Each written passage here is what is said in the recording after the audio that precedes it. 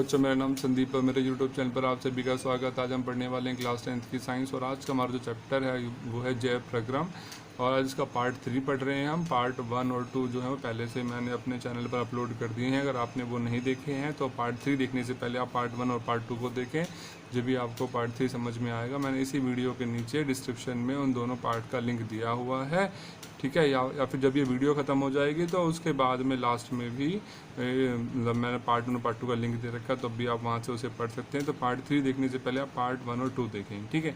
तो आइए हम आज का हम पार्ट 3 स्टार्ट करते हैं। आज हमने पढ़ना है श्वसन क्या होता है, ठीक है। श्वसन क्या होता है? श्वसन आपको जैसे पता है कि वायु मतलब कि CO2 को लेना और ऑक्सीजन को लेना और CO2 के छोड़ने का जो प्रक्रम होता है उसको हम श्वसन कहते हैं ना।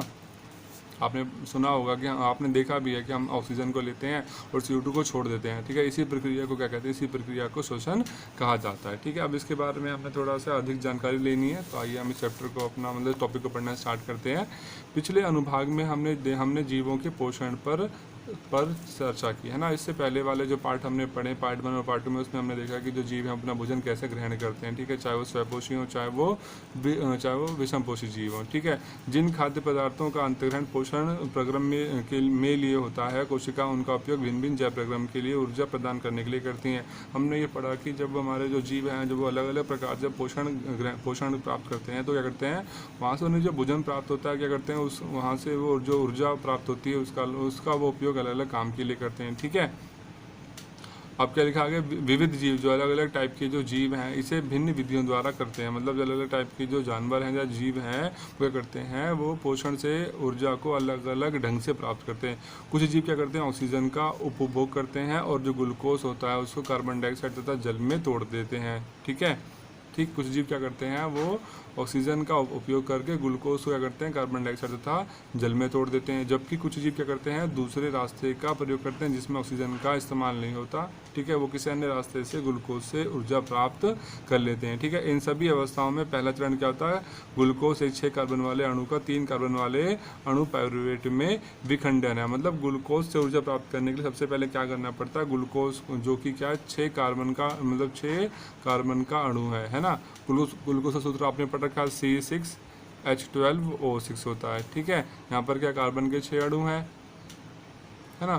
तो इस जो कार्बन के यहाँ पर जो ग्लूकोज जो बन रहा है, सबसे पहले काम क्या होता है, ये काम होता है जो ग्लूकोज का जो 6 कार्बन का अणु बन रहा है इसको 3 कार्बन वाले अणु पाइरूवेट में विखंडन करना। मतलब इसको तोड़ना है, किसमें, पाइरूवेट में तोड़ना है। पाइरूवेट में तोड़ने का काम सबसे पहले करना होता है। ग्लूकोज को पहले इसमें तोड़ना होता है, पाइरूवेट में तोड़ना होता है। और ये सारा काम कहाँ होता है, जो कोशिका होती है, कोशिका के कोशिकीय द्रव्य में होता है सारा का सारा काम, ठीक है। इसके पश्चात जो पाइरूवेट होता है क्या होता है, वो इथेनॉल तथा कार्बन डाइऑक्साइड में परिवर्तित हो सकता है। मतलब जो पाइरूवेट है वो कार्बन डाइऑक्साइड और इथेनॉल में टूट जाता है, ठीक है। यह प्रक्रम किण्वन के समय ईस्ट में होता है, ठीक है। मतलब जो ईस्ट है इसके अंदर यह प्रक्रम होता है। यहाँ पर जो पाइरूवेट होता है वो कार्बन डाइऑक्साइड और इथेनॉल में परिवर्तित हो जाता है, ठीक है। क्योंकि यह प्रक्रम क्या ऑक्सीजन की अनुपस्थिति में होता है। मतलब देखो, सबसे पहले कि देखो एक बात सुन लो ध्यान से, जो ग्लूकोज है उससे ऊर्जा हमें कैसे प्राप्त होगी, जब ग्लूकोज की अभिक्रिया ऑक्सीजन के साथ होती है, ठीक है। ये एक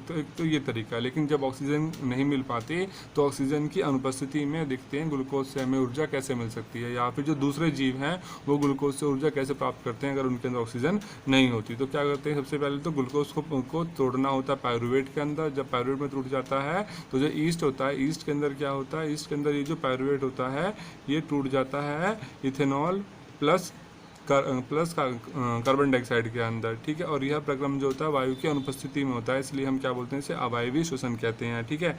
पाइरूवेट का विखंडन ऑक्सीजन का उपयोग करके माइटोकॉन्ड्रिया में होता है ना। मतलब हमारी जो कोशिकाएं होती हैं, जब जानवरों के अंदर जो कोशिकाएं होती हैं उन कोशिकाओं के अंदर क्या पाया जाता है, माइटोकॉन्ड्रिया पाया जाता है। माइटोकॉन्ड्रिया को क्या बोलते हैं, पावर हाउस या फिर शक्ति केंद्र कहते हैं ना, है ना। आपने क्लास 9th में पढ़ा था पावर हाउस या फिर शक्ति केंद्र क्या होता है ना। जो माइटोकॉन्ड्रिया होता है कोशिकाओं के अंदर, इसे ही कहा जाता है। ठीक है, उसका काम क्या होता है, ये कोशिका के लिए ऊर्जा बनाने का काम करता है। ठीक है, तो जो पायरुवेट है इस यहाँ पर जो पायरुवेट आता है, उस पायरुवेट की अभिक्रिया जब ऑक्सीजन के साथ होती है तो हमारी कोशिकाओं तो माइटोकॉन्ड्रिया के अंदर काफ़ी ज़्यादा ऊर्जा उत्पन्न होती है। ठीक है, यह प्रक्रम 3 कार्बन वाले पायरुवेट के अणु को, और यहाँ पर क्या होता है, जो 3 कार्बन वाला जो पायरुवेट का अणु होता है उसे तोड़ दिया जाता है और उससे क्या बनते हैं, फिर कार्बन डाइऑक्साइड के 3 अणु बनते हैं, प्लस क्या बनती है, यहाँ पर अधिक मात्रा में ऊर्जा बनती है। और ये जो प्रक्रम होता है ना, ये ऑक्सीजन की उपस्थिति में होता है, इसलिए हम वायवीय श्वसन कहते हैं। ठीक है, तो क्योंकि यह अब हमने यह देखा कि ना, ये जो प्रक्रम होता है कहाँ पर होता है, जो कोशिका का जो माइटोकॉन्ड्रिया होता है उसके अंदर होता है, इसलिए इसे इस प्रकार श्वसन को क्या बोलते हैं, वायवीय श्वसन कहते हैं। ठीक है, अब देखते हैं कभी कभी जब हमारी पेशी कोशिकाओं में ऑक्सीजन का अभाव हो जाता है, मतलब हमारी जो मांसपेशियाँ हैं, जब उसमें ऑक्सीजन की कमी हो जाती है, तो जो पायरुवेट होता है ये क्या होता है, ये टूट कर मतलब ये टूटने के लिए दूसरा रास्ता अपनाता है। ठीक है, अब यहाँ पर क्या होता है, जो पायरुवेट होता है वो 3 कार्बन वाले लैक्टिक अम्ल में परिवर्तित हो जाता है। ठीक है बच्चों, देखो जब भी हम ना बहुत ज़्यादा अधिक कोई शारीरिक काम करते हैं ना, मतलब कोई जैसे कि मतलब भार उठाने वाला काम करते हैं जिसमें हमारे शरीर मतलब कोई ऐसा कार्य जिसमें हमारे शरीर की मांसपेशियों का ज़्यादा इस्तेमाल होता है, तो हमारे हाथ पैरों में, जैसे मान लो जो लोग मजदूरी करते हैं, है ना, तो आपने देखा होगा उन शाम तक उनके हाथ पैरों में दर्द काफ़ी ज़्यादा होने लग जाता है। तो दर्द पता है क्यों होता है, क्योंकि जब वो बहुत अधिक काम करते हैं तो क्या होता है, उनकी पेशियों के अंदर ऑक्सीजन की कमी हो जाती है। ठीक है, तो उन्हें, लेकिन ऑक्सीजन की कमी है, लेकिन उन्हें तो काम करने के लिए काफ़ी ज़्यादा ऊर्जा की आवश्यकता होती है। तो क्या होता क्या है, यहाँ जो पायरुवेट होता है वो क्या लैक्टिक अम्ल में परिवर्तित हो जाता है। तो लैक्टिक अम्ल के कारण उन्हें काफ़ी ज़्यादा थकावट महसूस होती है, थकावट और दर्द महसूस होता है। ठीक है, वही लिखा देखो, अचानक किसी क्रिया के होने से हमारी पेशियों में लैक्टिक अम्ल का निर्माण होता है, जिससे क्रैम्प आ जाते हैं या फिर जो मांसपेशियों में काफ़ी ज़्यादा खिंचाव आ जाता है, और जिसके कारण मतलब जो हमारे हाथ पैरों में मतलब जहाँ भी खिंचाव आएगा वहाँ पे काफ़ी ज़्यादा दर्द होने लग जाता है। ठीक है, अब हमने यहाँ पर जो भी पढ़ा ना ऊपर, उसको यहाँ पर एक डायग्राम की सहायता से यहाँ पर समझाया गया है। देखिए तो यहाँ पर सबसे पहले क्या लिखा, ग्लूकोज लिखा गया है ना। अब यहाँ पर ग्लूकोज, ठीक है, ये क्या होता है, 6 कार्बन का अणु होता है। ग्लूकोज का सूत्र मैंने अभी आपको बताया, C6H12 क्या होता है, O6। ठीक है, ये कहाँ पर होता है, कोशिका द्रव्य के अंदर होता है। ठीक है, कोशिका द्रव्य में जाकर जो ग्लूकोज होता है वो पायरुवेट में टूट जाता है, इसका 3 वायु के अणु प्लस ऊर्जा बना देता है। ठीक है, अब अगर ये जो पायरुवेट है, ठीक है, पायरुवेट से ऊर्जा प्राप्त करनी है, लेकिन अगर ऑक्सीजन नहीं है, जो ईस्ट में होता है, जैसे कि नहीं, एक यहाँ पर एग्जाम्पल रखा है ईस्ट का, कि ईस्ट के अंदर क्या होता है, ऑक्सीजन नहीं होता, तो ईस्ट क्या करेगा, वो इस पायरुवेट को क्या करेगा, वो ethanol plus carbon dioxide plus ऊर्जा में परिवर्तित कर देता है। मतलब यहाँ पर भी ऊर्जा मिलती तो है, लेकिन जो पायरुवेट होता है वो ethanol plus carbon dioxide plus ऊर्जा में टूट जाता है, तब जाकर जो ईस्ट होता है उसे क्या मिलती है, ऊर्जा मिलती है। ठीक है, फिर दूसरा होता है क्या, ऑक्सीजन का अभाव, मतलब जो हमारी जो पेशी कोशिका होती है, हमारी जो मांसपेशियाँ होती हैं, हमारी जब पेशी कोशिकाओं में जो ऑक्सीजन की कमी हो जाती है, तभी जो पायरुवेट होता है वो लैक्टिक अम्ल प्लस ऊर्जा 3 कार्बन के अणु में टूट जाता है ये। ठीक है, और इसके कारण हमारी मांसपेशियों में क्रैम्प या फिर काफ़ी ज़्यादा खिंचाव आ जाता है, और इससे हमें दर्द और काफ़ी ज़्यादा दर्द महसूस होता है। ठीक है, फिर होता है जो पायरुवेट, अगर पायरुवेट को प्रॉपर या फिर संपूर्ण मात्रा में या फिर उचित मात्रा में जब इसे ऑक्सीजन मिलती है, तो क्या होता है, जो पायरुवेट क्या करता है, वो कार्बन डाइऑक्साइड प्लस जल प्लस ऊर्जा में परिवर्तित हो जाता है। और ये प्रक्रिया कहाँ पर होती है, माइटोकॉन्ड्रिया में, कोशिका के अंदर जो माइटोकॉन्ड्रिया होते हैं, पावर हाउस जिसे हम शक्ति केंद्र कहते हैं, वहाँ पर होती है। ठीक है, अब हम आगे देख लेते हैं, कोशिका श्वसन द्वारा मोचित ऊर्जा तत्काल ही एटीपी नामक अणु के संश्लेषण में प्रयुक्त हो जाती है। मतलब यहाँ से जो ऊर्जा निकलती है उसका इस्तेमाल होता है एटीपी नामक अणु को बनाने में खर्च हो जाती है, जो कोशिका की अन्य क्रियाओं के लिए ईंधन की तरह प्रयुक्त होती है। मतलब यहाँ से जो ऊर्जा निकली ना, हमने यहाँ पर जो भी ऊर्जा उत्पन्न हो रही है, वो जो भी शक्ति उत्पन्न हो रही है, जो भी ऊर्जा उत्पन्न हो रही है, उसका इस्तेमाल क्या आता है, एटीपी नामक अणु बनाने के लिए। एटीपी क्या है, मतलब कोशिकाओं के अंदर जो ऊर्जा बनती है उसको हम एटीपी से नापते हैं। मतलब एटीपी क्या है, उसकी क्या है, एक तरीके की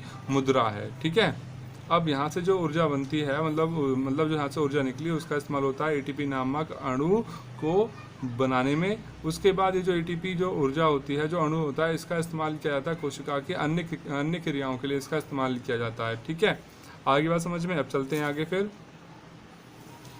क्योंकि वायु श्वसन पथ पर ऑक्सीजन, क्योंकि वायु श्वसन पथ ऑक्सीजन पर निर्भर करता है, कि जो वायवीय श्वसन है वो किस पर डिपेंड करता है, ऑक्सीजन पर डिपेंड करता है। अतः वायवीय जीवों को यह सुनिश्चित करने की आवश्यकता होती है कि पर्याप्त मात्रा में ऑक्सीजन ग्रहण की जा रही है ना भाई, क्योंकि वायु श्वसन क्या होता है, वो तो ऑक्सीजन की उपस्थिति में होगा। इसलिए जो वायवीय जीव होते हैं उनको यह सुनिश्चित करना होता है कि उनके अंदर ऑक्सीजन की कमी ना हो। ठीक है, हम देख चुके हैं कि जो पौधे क्या करते हैं वो तो गैसों का आदान प्रदान रंध्र के द्वारा करते हैं, है ना। ये हमने पार्ट 1 में पढ़ा था ना, जो पत्तियों के पीछे छोटे छोटे छेद होते हैं उन्हें हम क्या बोलते हैं, रंध्र कहते हैं। और इसी की सहायता से पौधे करते हैं वो गैसों का आदान प्रदान करते हैं। ठीक है, ठीक, यहाँ कार्बन डाइऑक्साइड तथा ऑक्सीजन का आदान प्रदान विसरण के द्वारा होता है। ठीक, मतलब कार्बन डाइऑक्साइड, जितनी कार्बन डाइऑक्साइड अंदर जाए तो उतना ही ऑक्सीजन यहाँ से बाहर निकलता है।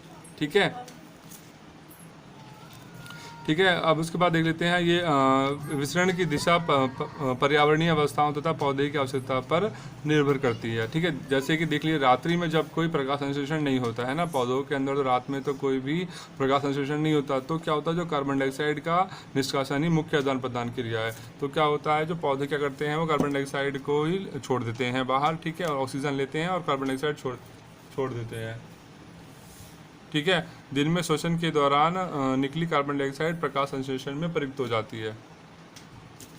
ठीक है, तो होता क्या भाई, रात में तो आपको पता है पौधों के अंदर प्रकाश संश्लेषण तो होता नहीं है ना, तो इस टाइम पे क्या होता है, जो कार्बन डाइऑक्साइड ये पौधे क्या करते हैं उसी को वो बाहर छोड़ते हैं, जैसे हम लोग छोड़ते हैं रात में, है ना। हम तो दिन में और रात दोनों टाइम में CO2 बाहर छोड़ते हैं, ऑक्सीजन लेते हैं। ठीक है, जंतुओं में पर्यावरण से ऑक्सीजन लेने तथा उत्पादित कार्बन डाइऑक्साइड से छुटकारा पाने के लिए विभिन्न प्रकार के अंगों का विकास हुआ। मतलब जो अलग अलग जो जंतु होते हैं वो क्या करते हैं, वो ऑक्सीजन लेने के लिए और कार्बन डाइऑक्साइड को शरीर से बाहर निकालने के लिए अलग अलग अंगों का इस्तेमाल करते हैं। जैसे कि हमारे अंदर तो क्या होता है, हमारे अंदर तो फेफड़े होते हैं, हम फेफड़ों के द्वारा ऑक्सीजन को लेते हैं, CO2 को बाहर छोड़ देते हैं। ऐसी जो मछलियों के अंदर भी क्या होते हैं, गिल्स होते हैं ना, गिल्स कहते हैं, या फिर क्या होते हैं उनमें क्लोम छिद्र होता है, ठीक है, जिसकी सहायता से वो ऑक्सीजन को ले लेते हैं और कार्बन डाइऑक्साइड को बाहर छोड़ देते हैं। ठीक है, तो वही बता रहा हूँ मैं कि अलग अलग जीवों में ऑक्सीजन को लेने के लिए और कार्बन डाइऑक्साइड को छोड़ने के लिए अलग अलग अंगों का विकास हुआ है। जो स्थलीय जंतु होते हैं वो वायुमंडल से ऑक्सीजन लेते हैं, परंतु जो जल में रहते हैं उन्हें जल में जो घुली हुई ऑक्सीजन होती है, विलय मतलब घुली हुई ऑक्सीजन का ही उपयोग करना पड़ता है। जैसे कि मछली क्या करती है, आपको पता है मछली सिर्फ पानी में ही रह सकती है, पानी के बाहर मछली नहीं रह पाती, क्योंकि हर एक जीव को जीने के लिए ऑक्सीजन चाहिए। तो मछली को ऑक्सीजन किस में से मिलती है, वो हवा में से ऑक्सीजन को नहीं ले पाती। ठीक है, तो वो क्या करती है, वो जल में जो ऑक्सीजन घुली जाती है उसी को लेती है, इसलिए वो सिर्फ जल में ही जीवित रह पाती है। ठीक, आपने कभी ध्यान दिया है कि जो जलीय जीव होते हैं इनकी जो सांस लेने की जो गति होती है काफ़ी तेज होती है, मतलब हमारे मुकाबले, क्योंकि इनको भाई ऑक्सीजन की, क्योंकि इनको जीने के लिए क्या चाहिए, ऑक्सीजन चाहिए। और जल के अंदर जो ऑक्सीजन होती है उसकी मात्रा कम होती है, वायु के अंदर ऑक्सीजन की मात्रा ज़्यादा है लेकिन जल के अंदर ऑक्सीजन की मात्रा कम होती है, इसलिए काफ़ी तेज़ से इनके अंदर शोषण होता है, ताकि ये ज़्यादा से ज़्यादा ऊर्जा को प्राप्त कर सकें। ठीक है, अब चलते हैं आगे। फिर जो जीव जल में रहते हैं वे जल में विलय ऑक्सीजन का उपयोग करते हैं, क्योंकि जल में विलय ऑक्सीजन की मात्रा वायु में ऑक्सीजन की मात्रा की तुलना में बहुत कम होती है, बात बताई मैंने आपको। इसलिए जलीय जीवों की श्वसन दर स्थलीय जीवों की अपेक्षा बहुत अधिक होती है। ठीक है, मछली अपने मुंह के द्वारा जल लेती तथा बलपूर्वक इसे क्लोम तक पहुँचाती है और जहाँ विलय ऑक्सीजन रुधिर ले जाता है। ठीक है, अब बात करते हैं आगे। स्थलीय जीव श्वसन के लिए वायुमंडल के ऑक्सीजन का उपयोग करते हैं ना, जैसे कि जानवर हैं, जो पशु पक्षी हैं, जैसे कि हम लोग क्या करते हैं, वायुमंडल के अंदर जो ऑक्सीजन है उसका उपयोग करते हैं। विभिन्न जीवों में यह ऑक्सीजन भिन्न भिन्न अंगों द्वारा अवशोषित की जाती है ना, अलग अलग जीवों में अलग अलग प्रकार के अंग होते हैं जो ऑक्सीजन को अवशोषित करने का काम करते हैं। इन सभी अंगों में एक रचना होती है जो उस सतही क्षेत्रफल को बढ़ाती है जो ऑक्सीजन बाहुल्य वायुमंडल के संपर्क में रहता है। मतलब कि अलग अलग जीवों में अलग अलग अंग होते हैं, हर एक अंग की जो रचना होती है वो भी अलग अलग प्रकार की होती है, जिससे वो ज़्यादा से ज़्यादा ऑक्सीजन को, मतलब वायु को अंदर ले जा सकें। ठीक है, अब इसके बाद हम देखते हैं यहाँ पर कि मनुष्यों के अंदर जो श्वसन होता है वो किस प्रकार होता है। ठीक है, ये इंपॉर्टेंट है जो पढ़ने वाले हैं, मनुष्य में श्वसन होता है किस प्रकार होता है, ये बहुत ही इंपॉर्टेंट पॉइंट है। ठीक है, इसमें से कई बार क्वेश्चन पूछा जा चुका है। ठीक है, ये जो हम पेज पढ़ेंगे या फिर इसके आगे जो भी पढ़ेंगे, इसमें ये इंपॉर्टेंट क्वेश्चन है, इसमें से 2 या 3 नंबर का क्वेश्चन आपके एग्जाम्स में जरूर आता है, तो इसे थोड़ा ध्यान से पढ़ेंगे। ठीक है, वायु शरीर के अंदर नासा द्वार द्वारा जाती है। मतलब जो वायु है हमारी नाक की सहायता से, हमारे नाक को हम क्या बोलते हैं, नासा द्वार कहते हैं, इसकी सहायता से हमारे अंदर प्रवेश करती है। नासा द्वारा जाने वाली वायु मार्ग में उपस्थित महीन बालों द्वारा निस्पंदित हो जाती है। मतलब हमारे नाक में छोटे छोटे से बाल होते हैं, उनका काम क्या होता है कि शरीर के अंदर जो मतलब वायु के अंदर जो धूल है और जो दूसरी अशुद्धियाँ हैं वो नाक के अंदर ही रह जाएं, वो हमारे शरीर के अंदर प्रवेश ना करें, हमारे फेफड़ों के अंदर ना जाएं। ठीक है, बालों का काम क्या होता है कि वायु के अंदर जो भी अशुद्धियाँ हैं या फिर जो धूल के कण वगैरह वो सब नाक के बालों से चिपक के नाक तक ही सीमित रहें, हमारे शरीर के अंदर ना जाए हमारे शरीर को नुकसान ना पहुँचाएँ। ठीक है, इस मार्ग में श्लेष्मा की परत होती है जो इस प्रक्रम में सहायक करती है। ठीक है, यहाँ से वायु कंठ द्वारा फुसफुस में प्रभावित हो जाती है, मतलब यहाँ से वायु क्या होती है हमारे गले तक पहुँचती है और गले से क्या होती है हमारे फेफड़ों में चली जाती है। ठीक है, कंठ में उपास्थि के वलय होते हैं, उपास्थि मतलब हड्डी के वलय होते हैं, वलय उपस्थित होते हैं। यहाँ पे देख रहे हैं, इन्हें वलय कहते हैं। यहाँ नाजवार हो गया, ठीक है, ये इन्हें कहते हैं वलय। जो आप यहाँ पर गोल गोल से रिंग दिख रहे हैं ना, गोल गोल से जैसे बने इस टाइप के रिंग या फिर वलय कहते हैं। इनका काम क्या होता है कि कंठ में उपस्थित वलय यह सुनिश्चित करता है कि वायु मार्ग निपतित ना हो, मतलब यहाँ पर वायु आपस में कोलैप्स ना हो जाए, मतलब यहाँ पर वायु ठहर ना जाए, मतलब ये ना हो जाए कि वायु हम यहाँ से तो ले रहे हैं पर यहाँ हवा की सारी रुक ना जाए, मतलब इसके आगे वायु ना जाए, या फिर जो वायु नीचे जा रही है वो ऊपर ना जाए। ठीक है, मतलब जिस वायु को हम नीचे की धकेल रहे हैं कहीं वो वायु ऊपर की तरफ ना चली जाए। तो ये वाले इस बात को सुनिश्चित करते हैं कि जो हवा ऊपर से आ रही है वो नीचे की तरफ जाए, जो नीचे से आ रही है वो ऊपर की तरफ जाए। ठीक है, मतलब यहाँ पर वायु का टकराव ना हो, ऐसा किया जाता है। ठीक है, मतलब ये काम होता है यहाँ पर उपास्थि वलय का। ठीक है, अब चलते हैं आगे फिर हम। ठीक है, फिर फुसफुस के अंदर मार्ग छोटी नलिकाओं में विभाजित होता है, मतलब फुसफुस मतलब फेफड़े को कह रहे हैं। अब यहाँ से ये जो जब ये कूपिकाएँ मतलब यहाँ से जब ये वायु यहाँ से होती है जब यहाँ पहुँचती है फेफड़े के अंदर, तो यहाँ पर क्या होती है छोटी क्या होती हैं नलिकाएँ होती है, छोटी सी पाइप दिख रही है आपको लाल रंग की। ठीक है, इनके बारे में बात कर रहे हैं, जिनके अंत में क्या होता है गुब्बारे जैसी संरचना होती है। ठीक है, जिसे हम क्या कहते हैं कूपिका कहते हैं। ठीक है, ये जो छोटी पाइप है इनके लास्ट में क्या होता है गुब्बारे जैसी संरचना होती है, इन्हें हम कूपिका कहते हैं। देख रहे हैं ये कूपिकाएँ। ठीक है, ठीक, कूपिका एक सतह उपलब्ध कराती है जिससे गैसों में का विनिमय हो सकता है, मतलब यहाँ पे मतलब कूपिका के माध्यम से क्या होता है जो ऑक्सीजन वायु के अंदर ऑक्सीजन होती है वो रक्त में छोड़ दी जाती है, और जो रक्त के अंदर जो कार्बन डाइऑक्साइड होती है उसको अवशोषित करके दोबारा मतलब हमारे नाक की सहायता से शरीर के बाहर भेज दिया जाता है। ठीक है, जैसा कि हम प्रारंभ के वर्षों में देख चुके हैं कि जब हम सांस अंदर लेते हैं तो हमारी पसलियाँ ऊपर उठती हैं। आपने देखा जब हम सांस लेते हैं तो हमारी पसलियाँ ऊपर की ओर उठ जाती हैं, है ना।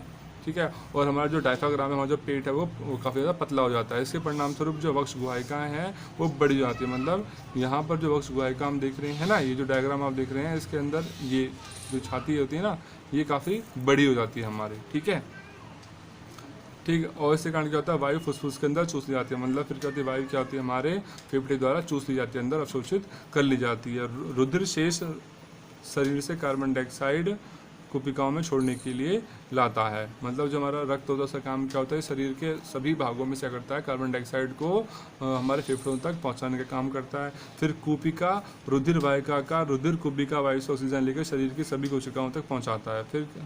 फिर यहाँ पर क्या होता है जो कूपिका होती है वो क्या करती है वो रुधिर वाहिकों का जो रुधिर होता है कूपिका वायु से ऑक्सीजन लेके, मतलब यहाँ पे जो कूपिकाएँ होती हैं फिर क्या करती हैं वो रक्त के अंदर ऑक्सीजन को छोड़ देती हैं और फिर क्या करती हैं उस रक्त को शरीर के सभी भागों में भेज देती हैं, मतलब रक्त की सहायता से शरीर के सभी भागों में ऑक्सीजन पहुँचाने का काम करती हैं। ठीक है, श्वास चक्र के समय जब वायु अंदर और बाहर होती है, ठीक है, श्वास चक्र के समय जब हम सांस ले रहे हैं सांस छोड़ रहे हैं तब भी तो क्या होता है फुसफुस सदैव वायु का अवशिष्ट आयतन रखते हैं। ये क्वेश्चन इंपॉर्टेंट है, यहाँ जो बता रहा हूँ ना ये वाला बहुत ही इंपॉर्टेंट पॉइंट है, इसे आपने जाना ना ये एग्जाम में हमेशा पूछा जाता है ये। ठीक है, कि श्वास चक्र के समय जब वायु अंदर और बाहर होती है, जब हम सांस लेते हैं और सांस छोड़ते हैं तो फुसफुस क्या करता है वो सदैव वायु का कुछ भाग अपने अंदर रख लेता है। ठीक है, ऐसा किस लिए किया जाता है जिससे ऑक्सीजन के अवशोषण तथा कार्बन डाइऑक्साइड के मोचन के लिए पर्याप्त समय मिलता रहे, मतलब जब हम सांस ले रहे हैं सांस छोड़ रहे हैं तो उस दौरान हमारे शरीर को जो ऑक्सीजन चाहिए वो उसे कहाँ से मिलेगी, तो इसी कमी को पूरा करने के लिए फुसफुस क्या करता है वो थोड़ी सी वायु को अपने अंदर बचा के रखता है ताकि सांस लेते और सांस छोड़ते समय हमारे शरीर को जो ऑक्सीजन की जरूरत पड़े वो उस वायु से पूरी हो सके। ठीक है, ये इंपॉर्टेंट क्वेश्चन है, एग्जाम में कई बार पूछा जा चुका है। ठीक है, चलते हैं आगे। फिर जैसे जैसे जंतुओं के शरीर का आकार बढ़ता है तो अकेला विसरण दाब शरीर के सभी अंगों में ऑक्सीजन पहुंचाने के अकेले अपर्याप्त होता है, मतलब सिर्फ जैसे जैसे जो शरीर होते हैं मतलब जीव होते हैं अलग अलग उनका जो शरीर का आकार होता है वो भी अलग होता है, कुछ जीव तो बहुत छोटे होते हैं कुछ जीव बहुत बड़े होते हैं, है ना। तो जब अलग अलग जीव हैं जब उनका आकार अलग अलग है तो उनके अंदर जो ऑक्सीजन की आपूर्ति करने का जो तरीका वो भी अलग अलग होगा। ठीक है, अकेला जो जैसे जीव काफ़ी ज़्यादा बड़े हो जाते हैं तो अकेले विसरण की सहायता से या फिर जो विसरण विधि, इस विधि से शरीर के सभी अंगों में ऑक्सीजन नहीं पहुंचाई जा सकती, ठीक है। अगर हम अपनी बात करें तो हमारा जो हमें पता है सांस लेते हैं तो हवा कहाँ से सबसे पहले वायु कहाँ जाती है, फेफड़ों में जाती है। अगर सिर्फ विसरण विधि का प्रयोग किया जाता है तो जो ऑक्सीजन है उसे हमारे पैरों मतलब पैर के अंगूठे तक, हमारे फेफड़े से लेकर पैर के अंगूठे तक पहुंचने में 3 साल तक का टाइम लग जाता है। क्योंकि जो विसरण विधि होती है इसमें क्या होता है, विसरण मतलब जब दो चीज़ें आपस में एक दूसरे में धीरे धीरे मिलना स्टार्ट होती हैं, इस प्रक्रिया को विसरण कहते हैं। तो जब ऑक्सीजन जब धीरे धीरे करते करते जब मिलते हुए जब हमारे फेफड़ों से जब वो हमारे अंगूठे तक पहुँचेगी तो उसे 3 साल का समय लग जाएगा, ठीक है। तो इसकी कमी को पूरा करने के लिए क्या होता है, हमारे रक्त के अंदर क्या होते हैं, रक्त वर्णक होते हैं, जिसे हम क्या होते हैं, हीमोग्लोबिन कहते हैं। हीमोग्लोबिन की सहायता से क्या होता है, मतलब हीमोग्लोबिन क्या करता है, वो ऑक्सीजन के लिए एक कारक का काम करता है, मतलब वो ऑक्सीजन को हमारे शरीर के अलग अलग भागों में पहुंचाने का काम करता है, ठीक है। देखिए आगे लिखा हुआ है, फुसफुस की वायु से श्वसन वर्णक ऑक्सीजन लेकर उन ऊतकों तक पहुँचाते हैं जिनमें ऑक्सीजन की कमी होती है। मानव में श्वसन वर्णक क्या होता है, हीमोग्लोबिन होता है, लाल रंग का पदार्थ होता है जिसे हम हीमोग्लोबिन कहते हैं, जो ऑक्सीजन के लिए उच्च बंधुता रखता है, जो ऑक्सीजन को अपने साथ बांध कर ले जाता है और शरीर के अलग अलग भागों में ऑक्सीजन को पहुंचाने का काम करता है। यह वर्णक लाल रुधिर कणिकाओं में उपस्थित होता है, मतलब जो लाल रंग की जो कणिकाएं होती हैं रक्त के अंदर, उसके अंदर पाया जाता है। इसका काम क्या होता है, ये ऑक्सीजन को अपने साथ बांध कर शरीर के विभिन्न भागों में पहुँचाने का काम करता है ऑक्सीजन को, ठीक है। कार्बन डाइऑक्साइड जल में अधिक विलय होता है और इसलिए इसका परिवहन हमारे रुधिर में विलय अवस्था में होता है, ठीक है।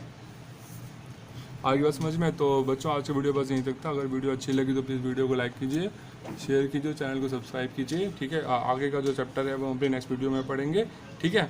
तो मिलते हैं फिर अपनी नेक्स्ट क्लास में।